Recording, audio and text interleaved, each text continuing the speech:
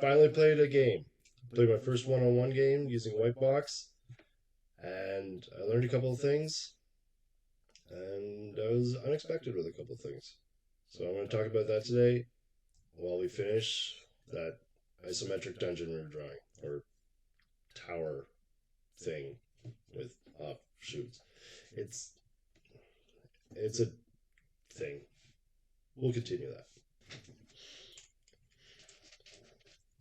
Alright, so if you remember in the last video that we did, we started drawing an isometric dungeon. I said I was going to ink it today, or in the next video, but I don't think I'm going to because there's still a couple of things I want to do. For instance, this circle down here is all jacked up. I want to change that. I want to add a couple of places of maybe some traps and like some few details. So we're going to work on that while I talk about my game. Okay, first thing we're going to do is fix this because it is just so clearly janky that I don't like it. So I think we're going to bring it there, there, there, there. See if that works.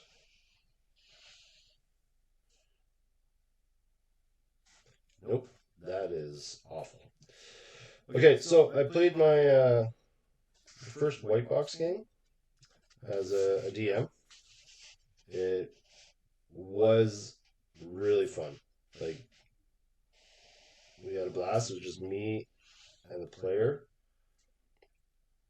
And that looks a bit better. It's a little big, but we'll over a few times, fix it up. It was just me and one player, which honestly I've never done before. I've never played just the two of us, just two players before. And I really like it. It is obviously different than playing with a group of 4 or 5 or even more players, but in a good way. So play was a lot faster in that he only had to make decisions for himself and not consult with the rest of the party what he wanted to do. So it was just, he makes his decision and goes for it. So I think that as a DM, if you're going to run a one-person game, you kind of have to be prepared for the fact that play will move a lot quicker. That looks a lot better. This one's a little bigger, but that kind of works. So as a GM, you gotta be prepared that the play is going to be a lot faster than normal because there's a lot less discussion of what's going to go on or what the next choice is going to be.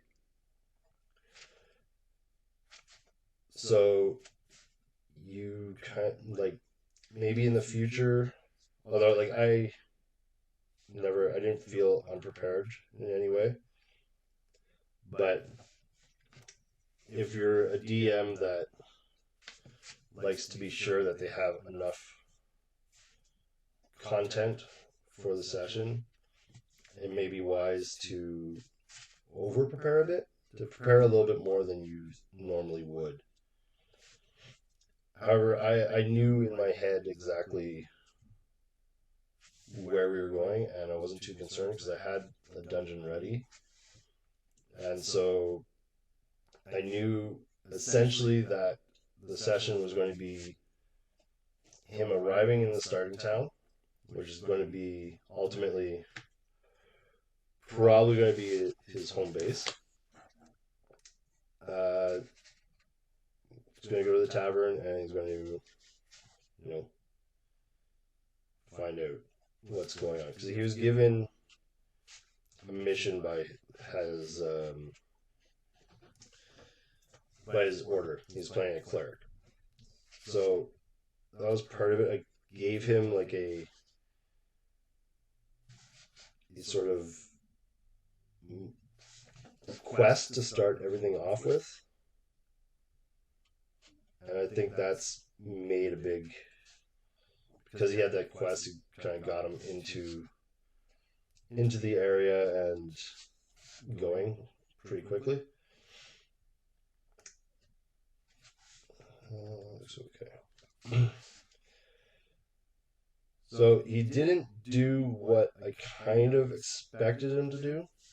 So as a cleric, I expected his first sort of... I expected the first thing for him to do in the town when he arrived was to go to the church or the temple. You know, like the kind of struck me as like that might be the first thing he does.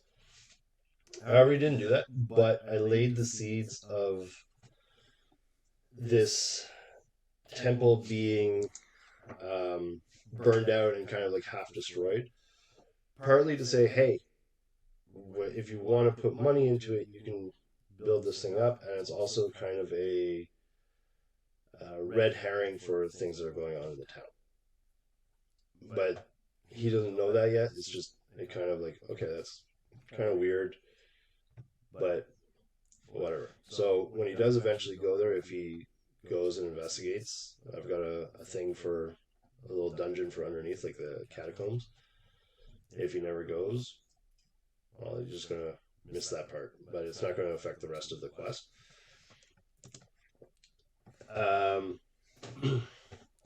So there's that.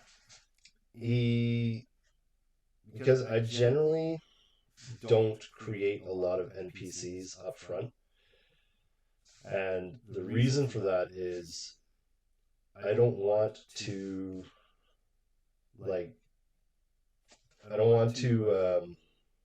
create a lot of NPCs and do all this work and then never have to use them. You know, like I would rather do work on things that I know are going to get used. So creating NPCs for every shop in town that might never get visited, to me is just a kind of... it's a waste of time for me. I mean, I'm sure there's lots of other game masters, dungeon masters who like doing that stuff, and that's fine, more power to you. Just for me, the way I do it, I don't bother. I wait for them to ask, hey, who runs this shop? And then I'll make it up on the fly, and then that's, ta-da, new NPC. So I kind of wait for the players to sort of tell me who they want the NPCs to be. Like which one.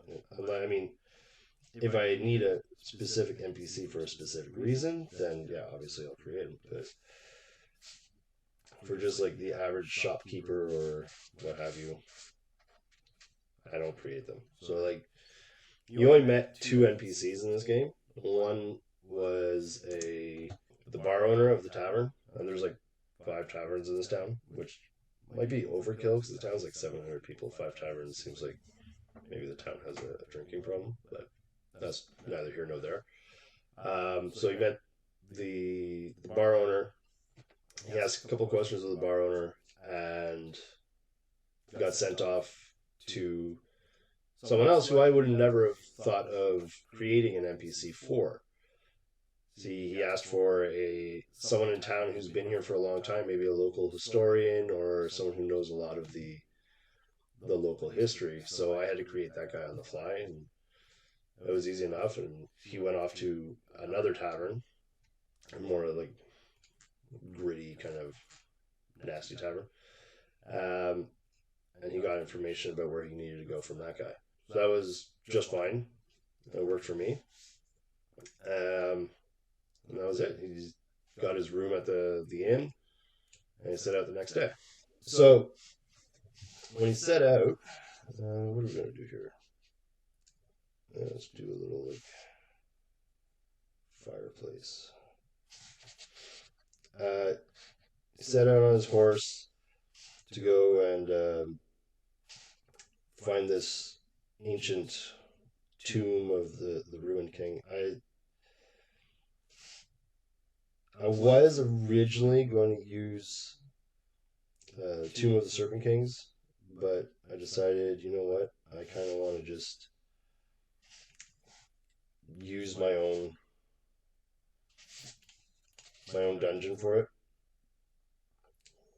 So I would say the whole first part of the adventure or the session of him coming to town and looking around and getting the information he needs probably took maybe half an hour, if that. Whereas I feel like something like that could take a long time, a much longer time with a full party. Just because you have like individual people who want to do individual things, like, oh, I want to go to the blacksmith or visit this place or that place, or they just argue about what they're going to do. But since he doesn't have to discuss anything with anybody, it's just very easy in out kind of thing. Let's do a little share here.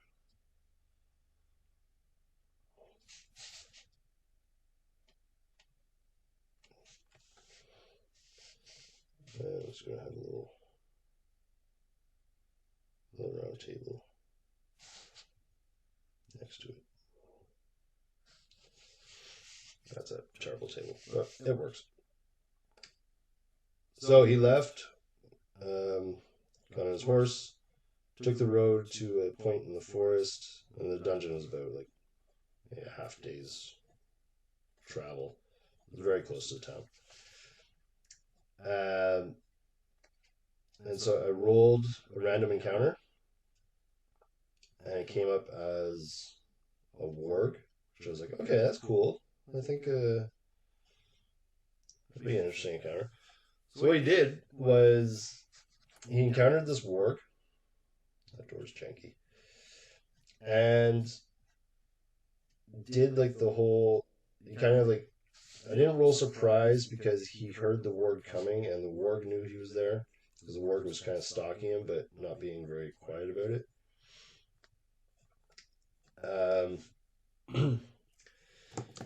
So I didn't roll surprise, but he met the warg, kind of confronted him, and he did the whole like make yourself look big kind of thing.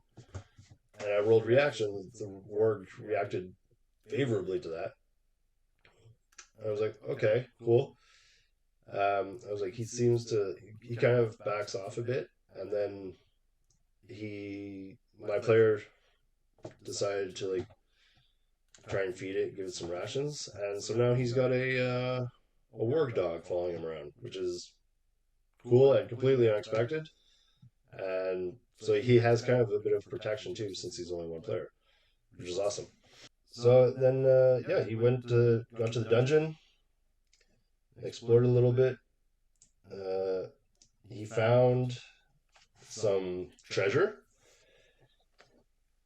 which he decided to leave where it was at the time. He's like, I don't want to carry this right now, so I'm just going to leave it where it is. Which, fair enough. Let's do bookshelves here.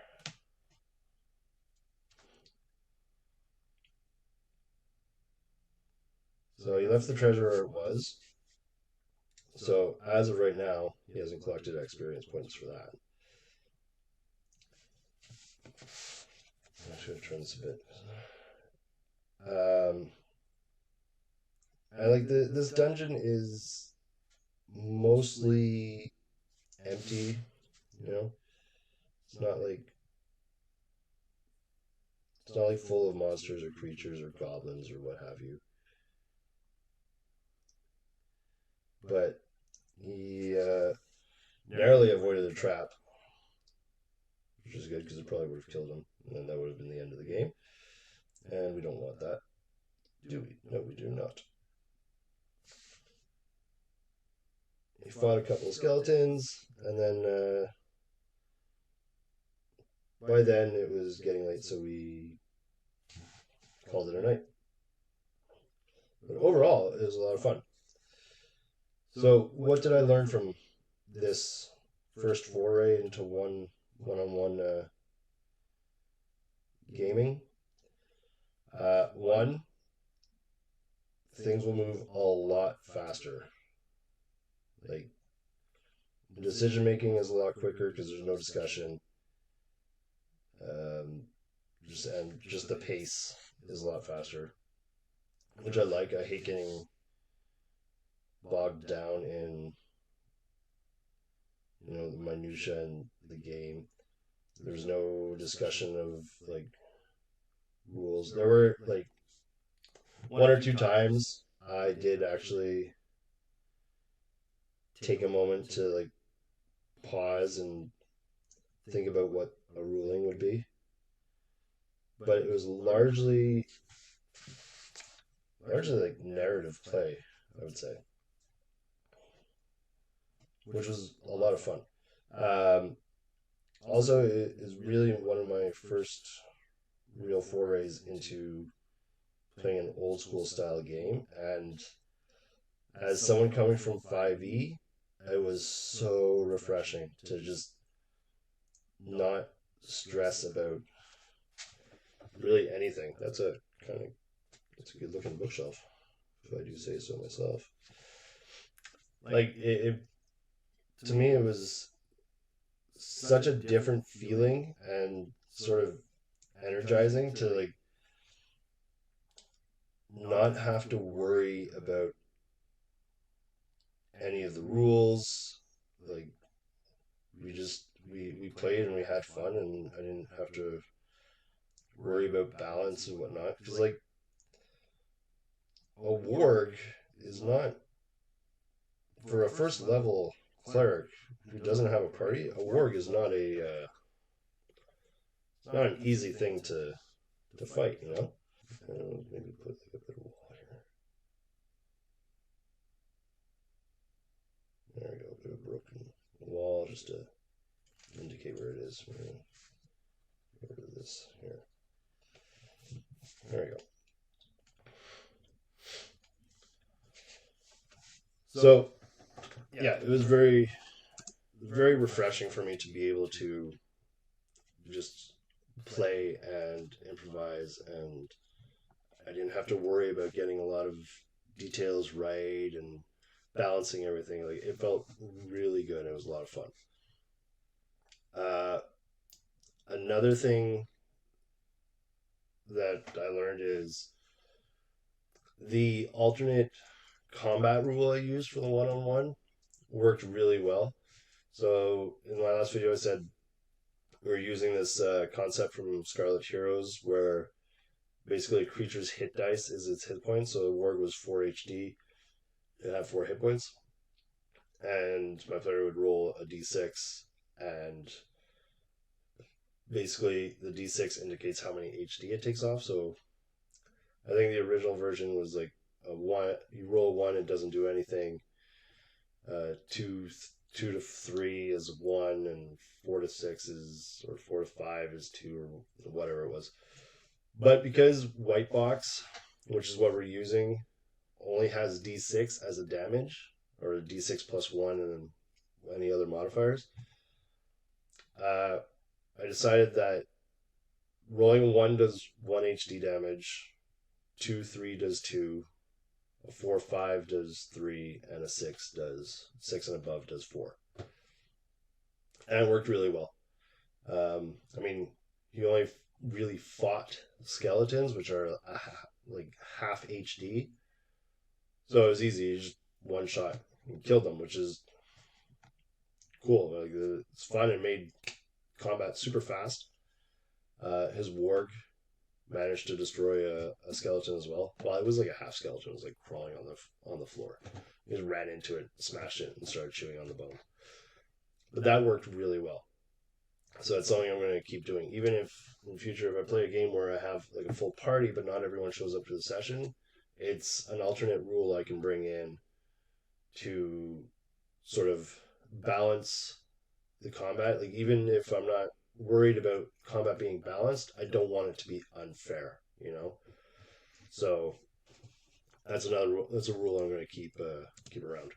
So I think those are things to keep in mind. I really enjoyed the one-on-one game. I think I'm going to continue this campaign. I want to start a campaign with like an actual group, but I think we're gonna be continuing this because he's not finished yet. He's not even near finished, so that's something I'm gonna keep maintaining. And I really like it. Like I'm used to be when I finished like a 5e game, I would kind of get stressed out about the next session. I'd be like, oh, I've got so much planning to do, and this and that, and did they have fun and whatnot. And this, like, I'm actually excited to play the next session. So I want to see where this story is going,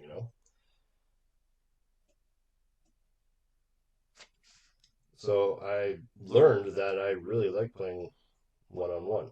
Is it better than playing in a group? No, probably not. I mean, having a few more people is more fun. Like, there's more banter, there's more. But this gives me the chance to do something that kind of feeds directly into that one character. I don't have to worry about making sure that everybody has their like moment, or that like the like one type of character is not going to have a lot to do because that they kind of perform in a certain way. Like this campaign, because he's playing a cleric, allows me to kind of feed into that, where I can say, okay, well, there's going to be, it's like, this is a very undead centric campaign now. Like I've kind of formulated it that way just to make it sort of feed in, let him use his turn undead abilities and, feed into the fact that he's a cleric. So that is something that's a lot of fun too. We get to kind of explore his class a little bit more than maybe you would if he was a full party.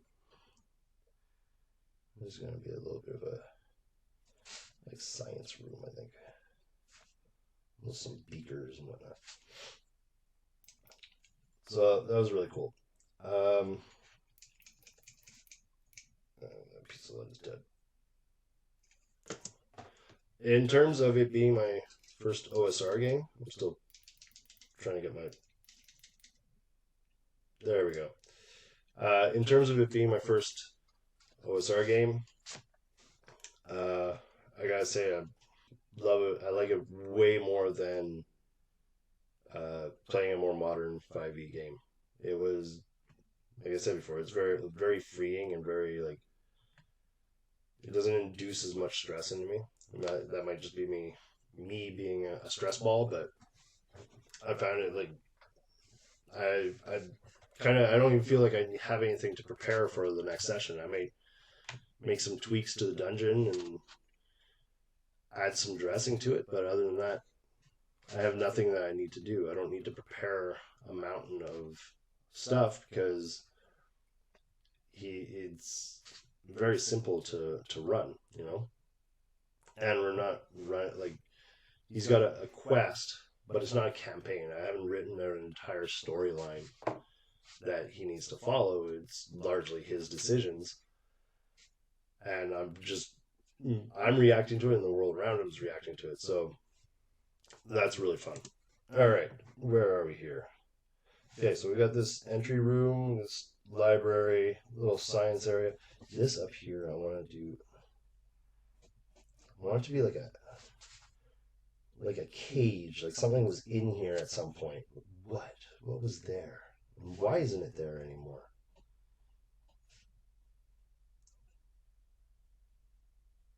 So we got this cage going on here.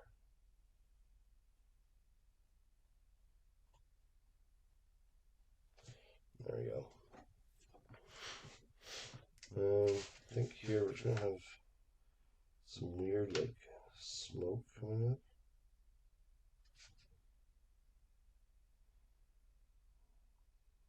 Not sure what this is going to be, but... So, if you've never played one-on-one, I highly recommend it. It's a lot of fun. It allows you to do kind of a lot more in a shorter amount of time, which was something I was really looking forward to. Like, the game never really lagged. I mean, never got bogged down in like discussing plans or anything. He just came up with what he wanted to do, and that's what we did.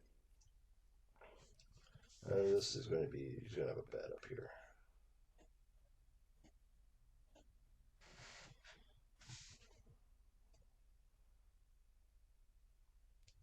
So yeah, it's going to be a really fun campaign. I'll keep you guys posted on it. There we go. There's you guys' bed. Maybe a little table over here. Let's see, for a lot of the dressings, I'm not sticking really closely to. Not putting a ton of detail into this. Just enough that, like, this is something I like to do with a lot of my maps, especially if I'm drawing them specifically just for myself. I don't put a ton of detail into the image. I just put enough to kind of give me an idea of what's in that room. Then I'll put, I'll write notes all over it. And that'll be that. I'll, like, do very little else in terms of dressing or planning in the dungeon. I might say, oh, I want a monster here, I want a monster there, but I'm pretty lazy. And a lot of the way I DM is I like to improvise. I find that's a lot of fun for me. I like improvisational storytelling. This one's going to be broken. There's a broken board on that bridge. The other one will be hanging down here. So I like sort of having an idea, have a few notes, and then as the players ask questions and I respond to them, that's when I start taking notes on it and creating the world that they're playing in. I don't have it all planned out beforehand. I like the world to emerge as we're playing. Also because I don't have the patience to do all that kind of world building ahead of time. Like, I know there's lots of people who love doing that.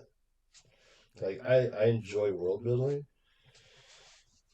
but I'll rarely create the entire world in every city and every person in the city and every NPC they're going to meet. Like, I don't do that ahead of time. I have a very small amount of prep done. I just I'll have a town. I'll have some ideas for the town. Maybe a couple of NPCs. Maybe a bit about the surrounding area. Because I've tried to do that whole big thing, but I just can't. I think I'll do that in the next video. I'll talk about the world building aspect of all this. So for now, I think I've gotten this map where I want it to be. At least before I start doing the inking. We've got the rooms laid out. These are the main rooms, little offshoot rooms. We have this little cavern area underneath. Don't know where it goes. So, that's it for me.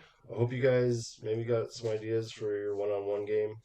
Maybe it'll kind of inspire you to try a one-on-one game. If you only find one person who wants to play your game, go ahead and play it. Why not? See what happens. And create a story together, and then, maybe he'll tell people how great it was, or she'll tell people how great it was, and you'll get more people coming to your game. See what happens. If anybody wants to play a game, you can email me at heroeshomebrew.com or heroeshomebrew@gmail.com. I'd love to play a game, either play in a game or run a game and create a world with you guys.